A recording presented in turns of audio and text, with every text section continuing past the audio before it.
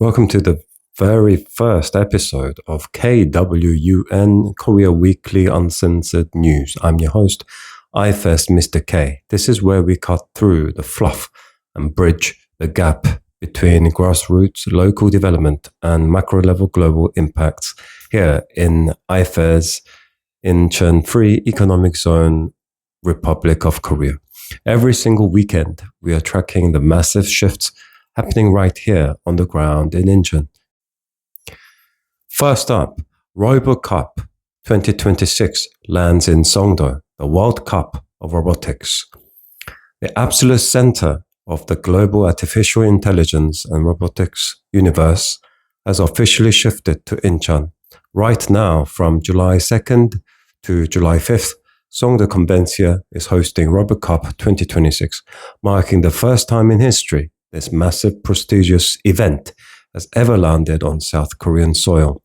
Often dubbed the World Cup of Robotics, this year's competition is smashing records as the largest in history.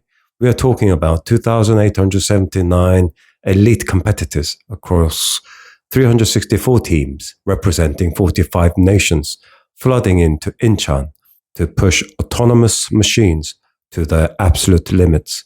While the legacy goal since 1997 remains developing an autonomous humanoid squad capable of beating the human FIFA World Cup champions by 2050, the current focus is heavy on immediate real-world utility. The Ministry of Trade, Industry and Energy is using this massive stage to unveil major national initiatives, including the rollout of Korea's first specialized graduate school for humanoid robotics later this year. Local heavyweights Inha University and Incheon University are making their world stage debuts right on their home turf, testing cutting-edge autonomous navigation, industrial logistics, and dexterity. If you want a preview of what the automated global economy looks like, Songdo, ifez, is drawing the blueprint this weekend. The second headline is NPS, National Pension Service, and BlackRock, shifting to macro risk management, moving from regional technological liquidity to pure global institutional capital. South Korea's NPS, the third largest state pension fund on earth, currently sitting on over 1,670 trillion won, is fundamentally shifting how they deploy capital.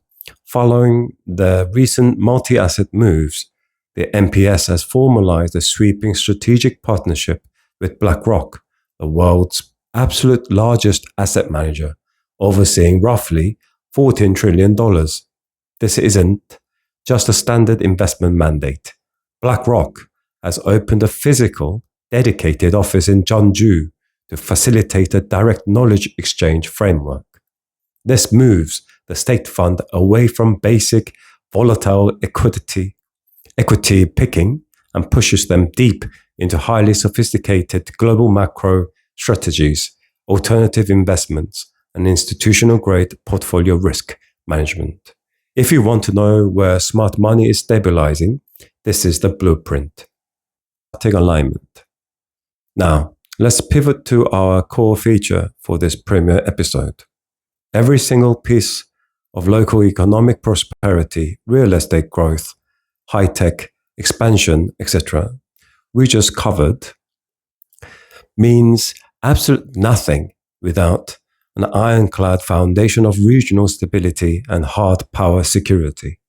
We have a massive dual front update on peninsula stability. First, a US Army strategic recon aircraft, the RC-135U Combat Cent, one of only two such high-altitude intelligence platforms in existence anywhere on Earth, just conducted an unprecedented 30-hour continuous endurance flight directly over the Korean peninsula. Simultaneously, Michelle Park's deal has officially been confirmed by Washington and has landed on Korean soil, taking the helm as the brand new US ambassador to South Korea.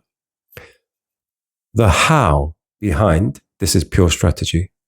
The security front is being locked down via long-endurance aerial tracking designed to monitor regional military movements with total precision. On the diplomatic side, Ambassador Steele's arrival immediately ends a critical vacancy, utilizing a close, direct personal communication channels to the White House to seamlessly align US-Korea strategic operations. What if the strategic surveillance operations and direct line political appointments accelerate? It sends an unmistakable unified signal to the world that the US-Korea security and political alliance is fully locked in. It creates an incredible, secure, predictable, and stable environment for global citizens and international investors alike. Headline 3, Samsung Bio and Longevity. That global capital feeds right back into Korea's industrial engines, and Songdo IFES is officially cementing its title as the world's absolute largest single-city biomanufacturing hub. Fresh off the international stage at Bio USA, Samsung Bio CEO John Rim announced a massive multi-front acceleration plan.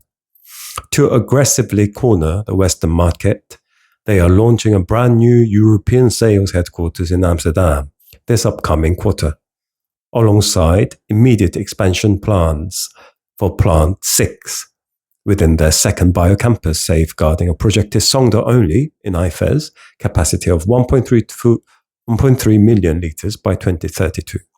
But the real game changer right now is how global big pharma is physically anchoring itself to this infrastructure. South Korea's Bio-Pharma ecosystem has just triggered massive back-to-back mega deals. Lilly has officially committed a staggering $500 million over the next 5 years to build a massive longevity and innovation framework right here. And they are doing it hand in hand with Samsung Bio, co-developing the brand new Lilly Gateway Labs inside IFES Songdo's Biocampus 2 to incubate up to 30 next-generation biotech companies. This comes right on the heels of Swiss giant Roche, pumping its own $484 million master investment into the country in the same area IFES Songdo BioCluster to build an unparalleled global clinical trial infrastructure. Management is making it loud and clear. Demand for advanced antibody therapies and next-gen multi-specific modalities is skyrocketing. And with Lilly and Roche laying down a combined billion-dollar bet on Korea's clinical future, Incheon Free Economic Zone is definitely the physical center of that universe. Now, more on the political side. It's dominating the local headlines this week. Massive domestic political crisis is unfolding centered directly around Jamsil's Olympic Park and the National Election Commission, NEC, following severe controversies regarding ballot paper shortages during the June 3rd local elections. A special parliamentary investigation committee launched dramatic emergency on-site field inspections.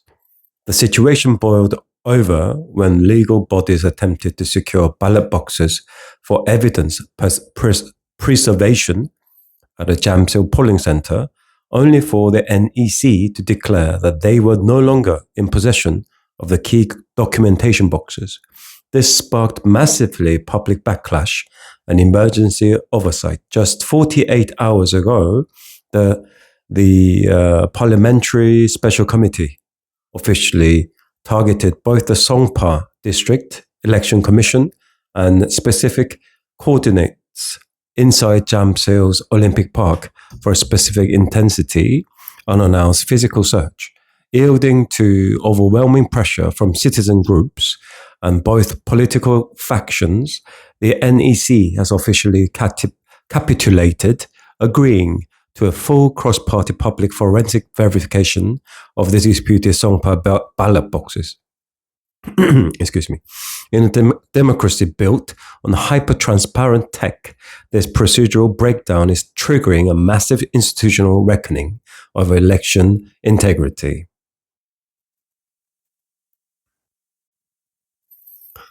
Domestic financial whiplash and semiconductor power. Roller coaster, Kospi, SK Hynix, and chip. Moving to the markets, where the domestic stock exchange has hit historical record-breaking whiplash. Just 2 weeks ago, the Kospi made history by breaking past the 9,000 mark for the first time. Then came Thursday, July 2nd, a massive tech-driven sell-off triggered absolute panic, plunging the index nearly 8% down to 7,648, forcing the Korea exchange to activate emergency sell-side sidecars to halt programmatic selling. But check out the resilience. On Friday, July 3rd, the Kospi staged a spectacular explosive 5.76% resurgence, rocketing back over the 8,000 threshold. This entire 2,000-point swing over the last month highlights just how super dependent into Korean market is on its semiconductor pillars. The rebound was led purely by massive domestic institutional buying. SK Hynix, commanding a colossal 1.7 quadrillion won market cap, surged over 5.5% on Friday, alone to close at around 2.4 million won, alongside an 8% surge from Samsung Electronics. For international macro traders, Korea's market isn't just a tech proxy anymore. It is an amplified, highly leveraged playground for global AI infrastructure bets. Thank you. Please follow ifez-kwon-korea and subscribe for weekend intelligence every weekend.